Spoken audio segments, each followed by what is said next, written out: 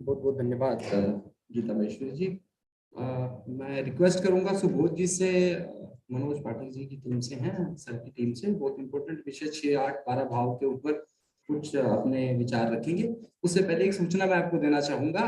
इसके बाद हम नेक्स्ट इस सीरीज को जारी रखेंगे कॉन्वोकेशन की और अपने रिसर्च डिस्कशन की 29 मई को।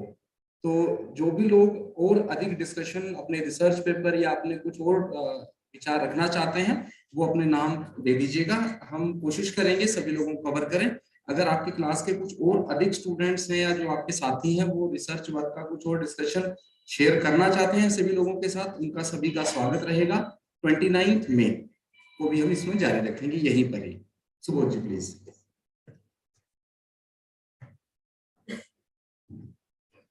सभी गुरुजनों एवं साथियों को प्रणाम। पाठक सर के रिसर्च गाइडेंस में हमने रिसर्च का पॉइंट रहा है mysteries of feared house, that is दुष्थाना house 6, 8, 12। Few points about this. Vedic astrology identifies 6, 8, and 12 as Dusthana house. Out of this, 6th house denotes suffering or challenges, while 8 and 12 house represent Moksha Sthana, which means that these suffering help us in our journey of life to cultivate spiritual detachment and attain enlightenment. Generally, when we say that in a chart that it is the time of 6, 8, or 12 Lord, it gives a sense of fear, but it's not always so.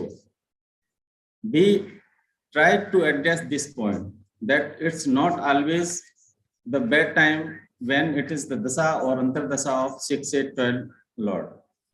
Usually एक chart में क्या होता है 6, 8, 12 Lord किसी केंद्र और त्रिकोण के लॉर्ड भी होते हैं, except in case of sun and moon.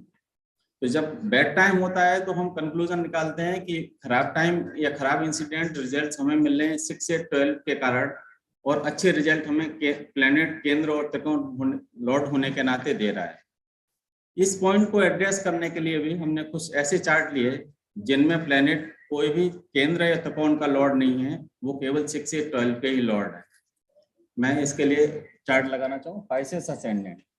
इस चार्ट में मैंने 3 इंसिडेंट लिए हैं, 2 सैटर्न की महादशा के, एक वीनस की महादशा का।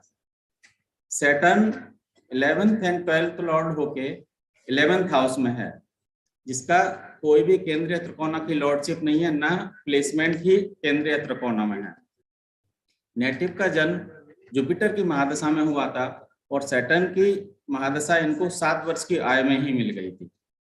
7 वर्ष की आय एजुकेशन की आय होती है, नॉर्मल एजुकेशन थी नेटिव की, और एवरेज स्टूडेंट रहे हैं। सैटर्न अपनी हाउस में 11th हाउस में 9th लॉर्ड के साथ and 6th house of profession sun के साथ बैठे हुए हैं।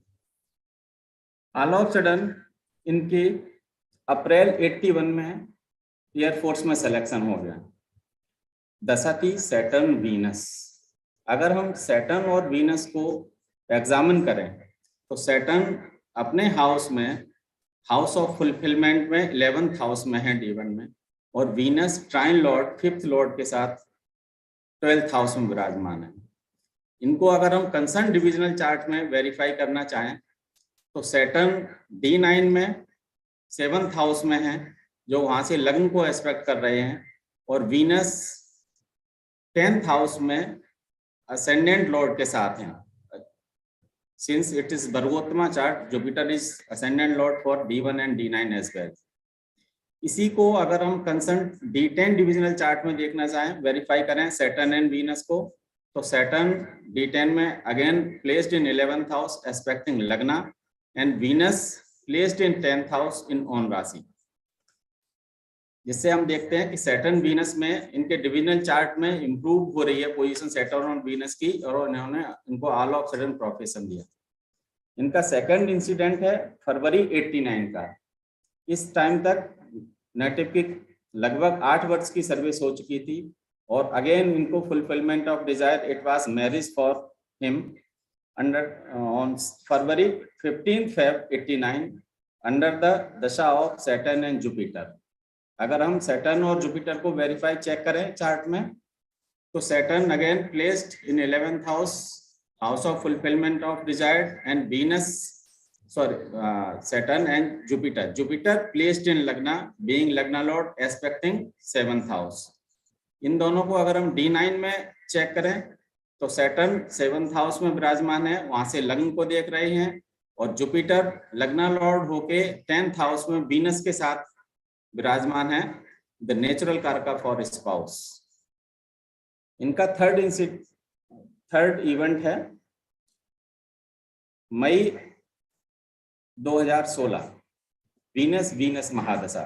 Venus is lord of 3rd and 8th house, posited in the 12th house, nowhere connection with the Kendra or Trikona lord. In due course of time, native completed 26 years of service in Air Force. He took BRS and joined nationalized band in 2014. All of a sudden, he was not even prepared for the promotion and exam. He got promotion in May 2016. It was Mahadasha of Venus.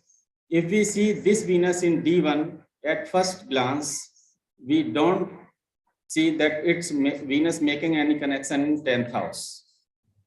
But if we see a bit deeper, this Venus is present in the nakshatra of Rahu. Rahu placed in 4th house, aspecting 10th house, and Lord of Rahu, Mercury, also placed in the 10th house. We further see Venus in divisional chart D9 and D10. Venus placed in D9 in 10th house with Lagna Lord. And further taking it to D10, the Venus again placed in 10th house on Rasi. Thus, we see that if the planet is making good connection in concerned divisional chart, it gives good results. Thank you very much. Now I request Mohanji to present his case.